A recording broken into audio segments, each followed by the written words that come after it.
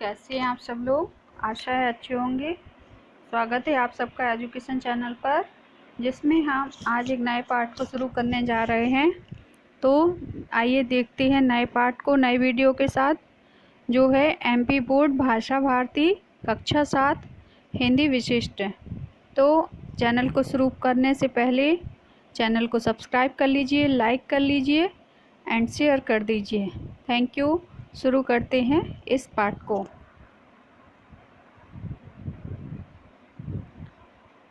पाठ 18 लोक माता अहिल्याबाई। तो आइए जानते हैं इनके बारे में। ये है पिक्चर अहिल्याबाई की। शुरू करते हैं। भारत के उत्तर में केदारनाथ, बद्रीनाथ या गंगोत्री के मंदिर हों या दक्षिण में रामेश्वरम, पूर्व में जगन्नाथपुरी, चाहे पश्चिम में द्वारकापुरी, द्वारका और सोमनाथ मंदिर, इन तीर्थ स्थानों में कुछ बातें समान रूप से देखने को मिलती हैं। वे हैं इंदौर की महारानी अहिल्याबाई। अहिल्याबाई द्वारा यात्रियों की सुविधा हेतु बनवाई गई धर्मशालाएं, मंदिरों पर स्थापित किए गए कलश, कुएं, बावड़ियां आदि अपने धार्मिक कार्यों से सारे भारत को राष्ट्रीय एकता के सूत्र में बांधने वाली अहिल्याबाई होलकर का जन्म औरंगाबाद जिले के चौंदी गांव में हुआ था। 29 वर्ष तक उन्होंने होलकर जैसे विशाल राज्य पर शासन किया। उनके सामने बड़े से बड़े दिग्गजों के छक्के छूट जाते थे।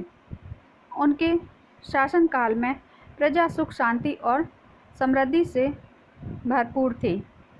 लोग उन्हें लोकमाता कहते थे। उनका जीवन संघर्षों और विपत्तियों से भरा था। महारानी अहिल्याबाई का विवाह मल्लाराव होलकर के पुत्र खांडेराव होलकर के साथ हुआ था। गृह कार्य में दक्ष अहिल्याबाई ने ससुराल में भी सभी का मन मोह लिया। उनके पति खांडेराव बड़े जिद्दी और अक्खड़ स्वभाव के थे, किंतु अहिल्याबाई ने अपने प्रेम व्यवहार से उनका स्वभाव परिवर्तित कर दिया। अब वे राजकाज में रुचि लेने लगे। मल्लाराव ने अपनी पुत्रवधू अहिल्याबाई की आंतरिक शक्तियों और क्षमताओं को पहचाना। अहिल्याबाई को उन्होंने अपने बेटे के समान राजनीति और युद्ध कला में की शिक्षा दिलाकर पारंगत किया। उन्हें घुड़सवारी सिखलाई, घोड़े पर यात्राओं के लिए भेजा। इससे उन्हें पूरे राज्य की जानकारी हो गई। मल्लाराव सेना प्रमुख होने के नाते अधिकतर युद्ध क्षेत्र में ही रहते, इसलिए उन्होंने राज्य के कार्यों का भार खांडेराव को सौंप दिया। खांडेराव वीर व साहसी थे। वे अहिल्याबाई के साथ मिलकर सारा राजकाज संभालने लगे। अहिल्याबाई ने 2 संतानों को जन्म दिया। उनके पुत्र का नाम मालेराव और पुत्री का नाम मुक्ताबाई था। उस समय उत्तर भारत के राजा मराठों को वार्षिक कर देते थे।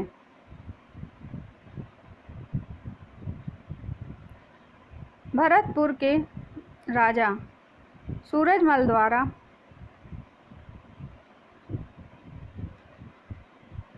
कर न देने के कारण मल्लाराव ने भरतपुर पर आक्रमण कर दिया। 3 महीने तक भीषण युद्ध चला। इस युद्ध में खांडेराव युद्ध का संचालन करते हुए वीरगति को प्राप्त हुए।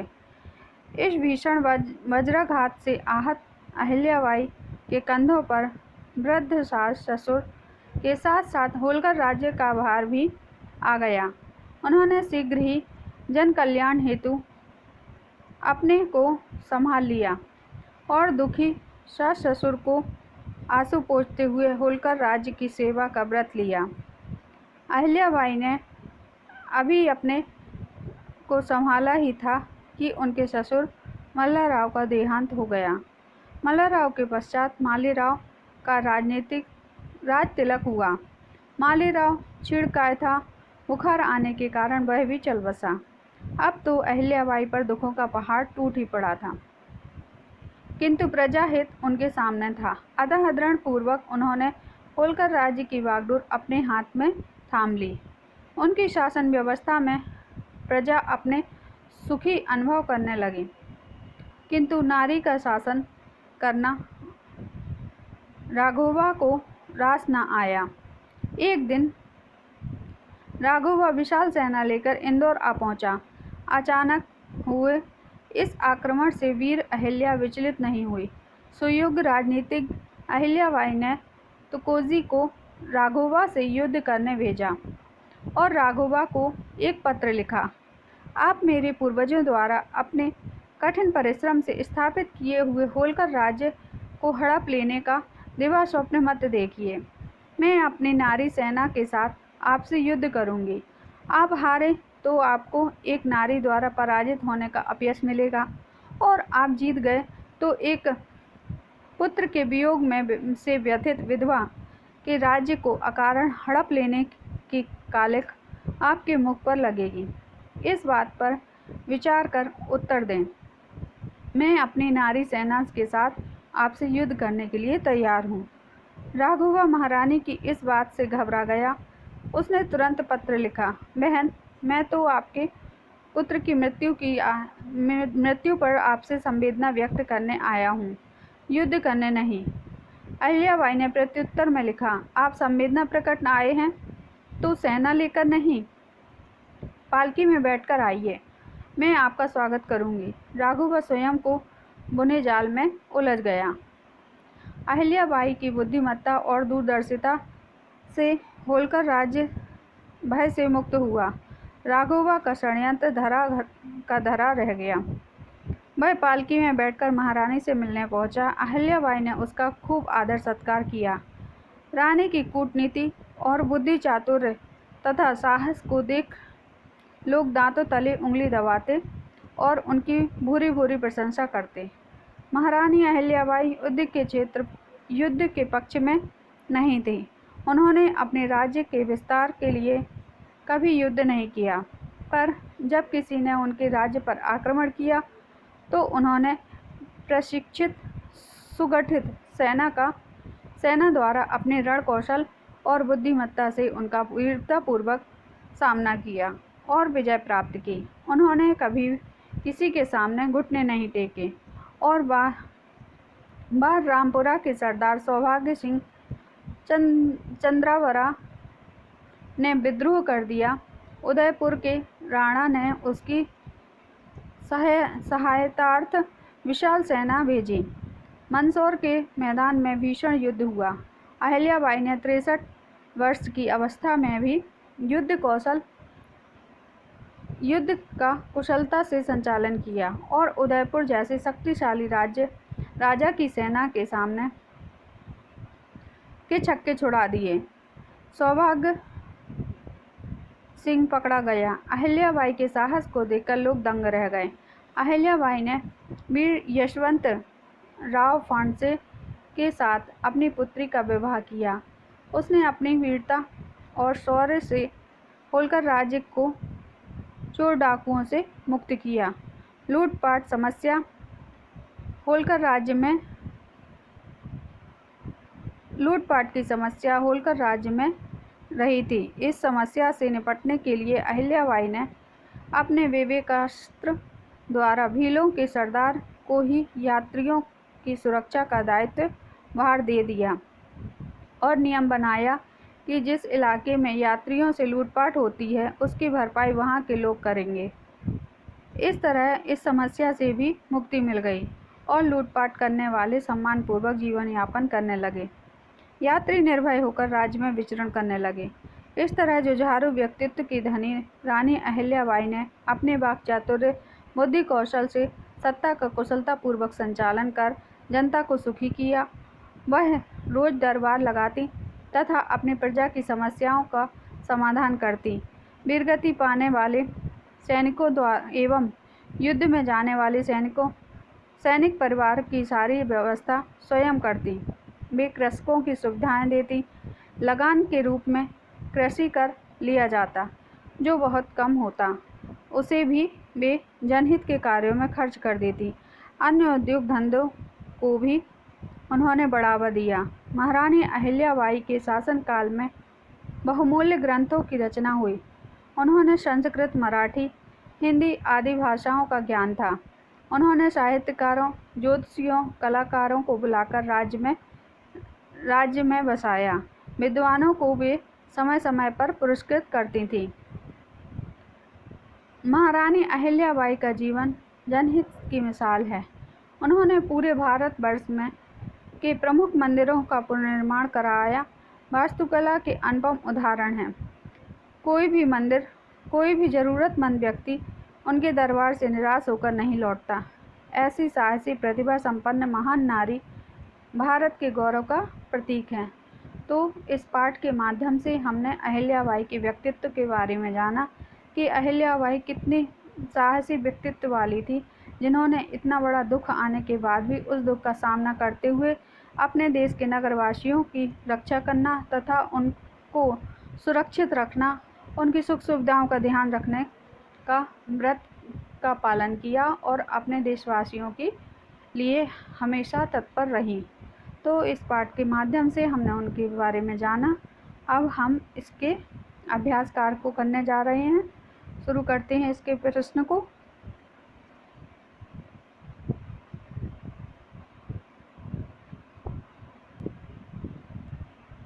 पहला प्रश्न है, अहिल्याबाई को लोकमाता क्यों कहते हैं? उत्तर है, अहिल्याबाई के शासन में संपूर्ण प्रजा सुख और शांति के साथ तथा समृद्धि से भरपूर थी, इसलिए लोग उन्हें लोकमाता कहते हैं। अगला प्रश्न है, मल्हार राव ने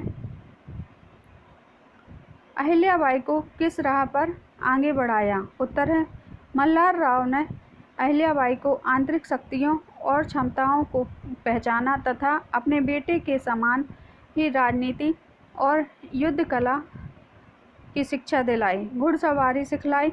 इस तरह अहिल्याबाई को एक अच्छे शासक होने की राह पर आगे बढ़ाया। अगला प्रश्न है, अहिल्याबाई ने राज्य की बागडोर किन परिस्थितियों में संभाली? उत्तर है, भरतपुर के राजा सूरजमल ने मल्हार राव को वार्षिक कर नहीं दिया तो मल्हार राव ने भरतपुर पर आक्रमण कर दिया। 3 महीने तक चले इस भीषण युद्ध में अहिल्याबाई के पति खांडेराव वीरगति को प्राप्त हुए। इस भीषण आघात से व्याकुल और आहत अहिल्याबाई ने जन कल्याण के लिए दृढ़तापूर्वक होलकर राज्य की बागडोर अपने हाथों में से संभाली। अगला प्रश्न है, पेशवा राघोबा द्वारा आक्रमण किए जाने पर अहिल्याबाई ने क्या किया? उत्तर है, पेशवा राघोबा द्वारा आक्रमण किए जाने पर अहिल्याबाई ने तुकोजी को पेशवा राघोबा से युद्ध करने के लिए भेजा और पेशवा राघोबा के लिए एक पत्र लिखा। इस पत्र में लिखा कि वह उनके पूर्वजों के राज्य को हड़पने का सपना न देखें। वह स्वयं नारी सेना लेकर युद्ध करेंगी। उसे नारी द्वारा हराए जाने का अपयश मिलेगा। यदि उसने विजय प्राप्त की तो उसके मुख पर एक विधवा के राज्य को हड़पने की कालिख लगेगी। पेशवा राघोबा पर इस बात का प्रभाव पड़ा और वह बिना युद्ध किए लौट गया। अहिल्याबाई ने होलकर राज्य को अपनी बुद्धिमानी और दूरदर्शिता से भयमुक्त कर दिया। अगला प्रश्न है, सौभाग सिंह कौन था?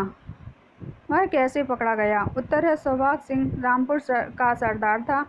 उदयपुर के राणा ने उसकी सहायता के लिए विशाल सेना भेजी। मंदसौर के युद्ध क्षेत्र में भयानक युद्ध हुआ। 63 वर्षीय अहिल्याबाई ने युद्ध का संचालन किया। विरोधी सेना के छक्के छुड़ा दिए। सौभाग सिंह को पकड़ लिया गया। अगला प्रश्न है, भीलों द्वारा लूटपाट की समस्या अहिल्याबाई ने किस तरह निपटाई? उत्तर है, भीलों द्वारा लूटपाट की समस्या अहिल्याबाई ने अपने विवेक से निपटाई। अहिल्याबाई ने भीलों के सरदार को ही यात्रियों की सुरक्षा का दायित्व दे दिया। साथ ही यह नियम भी बना दिया कि जिस इलाके में यात्रियों से लूटपाट होगी तो वहाँ के भील उसकी भरपाई भी करेंगे। इस तरह इस समस्या से मुक्ति मिल गई। अगला प्रश्न है, महारानी अहिल्याबाई का जीवन जनहित की मिसाल है, स्पष्ट कीजिए। उत्तर है महारानी अहिल्याबाई का व्यक्तित्व जुझारू था। उनमें चतुराई, बुद्धिमानी, राज्य संचालन की क्षमता, संपूर्ण प्रजा सुखी और संपन्न थी। वह समस्याओं को तुरंत निपटाती थी, सैनिकों के परिवार की देखरेख करती थी, कृषकों को सुविधाएं देती थी, किसानों से कर बहुत कम लिया जाता था।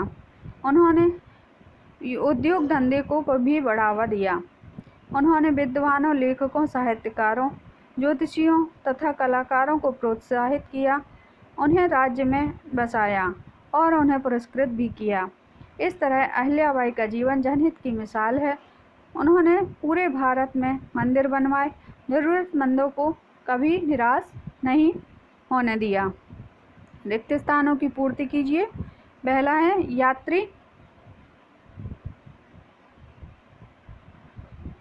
यात्री निर्भय होकर राज्य में विचरण करने लगे। दूसरा है अहिल्याबाई 63 वर्ष की अवस्था में युद्ध का कुशलता से संचालन किया। भारत के मंदिर वास्तुकला के अनुपम उदाहरण हैं। अगला प्रश्न है उपसर्ग छांट कर लिखिए।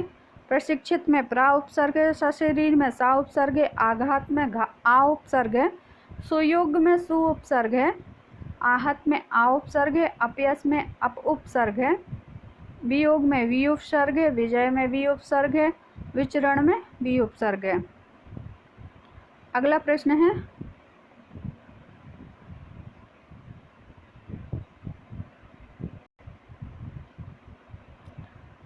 का नंबर का अहिल्याबाई के सामने दिग्गजों के छक्के छूट गए। खा नंबर है गृह कार्य में दक्ष वधू को सबका मन मोह लिया। गा नंबर है अनैतिक कार्यों की पोल खुलने से व्यक्ति के मुंह पर कालिख लग गई। घ नंबर है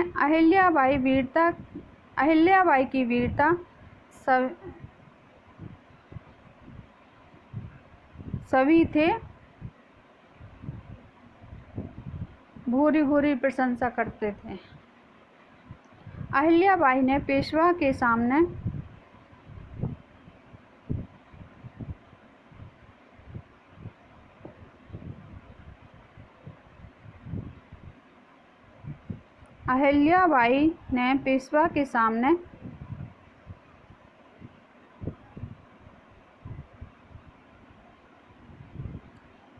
घुटने नहीं टेके थे। 4 नंबर विदेशी भी भारतीय नारियों की वीरता देखकर दांतों तले उंगली दबा लेते थे। अगला प्रश्न है स्त्रीलिंग में रूप लिखिए। स्त्रीलिंग है शीलवान का शीलवती, बुद्धिमान का बुद्धिमती, सुत का सुता, घोड़ा का घोड़ी, नाना का नानी, जेठ का जेठानी, सेठ का सेठानी, ठाकुर का ठकुराइन। गद्यांशों की व्याख्या कीजिए। ये गद्यांश पढ़ लीजिए। संदर्भ देखते हैं हम इसका। प्रस्तुत गद्यांश लोकमाता अहिल्याबाई नामक पाठ से अवतरित है। यह एक जीवनी है। प्रसंग है होलकर राज्य पर आक्रमण करने के लिए सेना सहित आए हुए पेशवा राघोबा के लिए अहिल्याबाई द्वारा लिखे पत्र का यह अंश है। व्याख्या है अहिल्याबाई ने पत्र में लिखा कि होलकर राज्य को उनके पूर्वजों ने बड़े ही परिश्रम के साथ स्थापित किया है। तुम्हें इस राज्य को जबरन छीन लेने के लिए कल्पना नहीं करनी चाहिए। यह विचार दिन में देखे हुए स्वप्न के समान होगा। मैंने तुमसे युद्ध करने का निश्चय कर लिया है। इस युद्ध में मेरी नारी सेना भाग लेगी, जिसका संचालन मैं स्वयं करूंगी। एक नारी के हाथ हार जाने पर तुम्हारा अपयश फैलेगा। यदि तुम जीत भी गए तो लोग तो कहेंगे कि तुमने एक विधवा के राज्य को छीन लिया, जिसका पुत्र भी अभी अभी मरा है। बिना किसी कारण तुमने राज्य भी छीन लिया, तो यह अपयश की कालिमा का टीका तुम्हारे माथे पर लगेगा। इन सभी बातों का विचार करके मुझे उत्तर देने की कृपा करें। मैं युद्ध करने को तैयार हूँ। अगला गद्यांश है, ये पंक्तियाँ आप पढ़ लीजिए। संदर्भ पूर्वानुसार है। प्रसंग है, अहिल्याबाई के व्यक्तित्व की विशेषताएं बताई गई हैं। व्याख्या है, अहिल्याबाई विपत्तियों से जूझने वाली महिला थी। उनमें वाणी की चतुराई थी, वह बुद्धिमान थी। इस तरह विशेष कौशल से चतुराई पूर्वक राज्य के ऊपर शासन कर रही थी। सभी प्रजा सुखी थी। वे प्रतिदिन ही अपने दरबार में उपस्थित होती थीं। अपनी प्रजा की सभी समस्याओं का हल वे अपने आप करती थीं। जितने भी सैनिक युद्ध में वीर गति प्राप्त कर चुके थे, उनके परिवार तथा जो सैनिक युद्ध क्षेत्र में लड़ने के लिए गए हुए हैं अथवा जाने वाले हैं, उनके परिवार के सदस्यों की देखरेख का काम अहिल्याबाई स्वयं किया करती थी। इनके सुख सुविधा के लिए वे स्वयं उत्तरदायित्व लेती थीं। उन्होंने किसानों को अनेक तरह की सुविधाएं दी थीं। किसानों से जो कृषि कर लिया जाता था, उसे अन्य उद्योगों के लगाने उनके विकास में लगाया जाता था। तो ये इसके शब्दार्थ हैं। हमने इस पाठ को पढ़ा और इससे हमें भी कुछ साहस आया और अपने देश के, अपने राज्य के प्रति कुछ उत्तरदायित्व महसूस हुआ। ऐसे ही आगे के वीडियो में आगे के पाठों को देखेंगे। तो चैनल को देखने के लिए, पाठों को देखने के लिए, वीडियो को देखने के लिए प्लीज़ चैनल को सब्सक्राइब कर लीजिए और देखते रहिए। नए वीडियो में नए पाठों को शुरू करेंगे।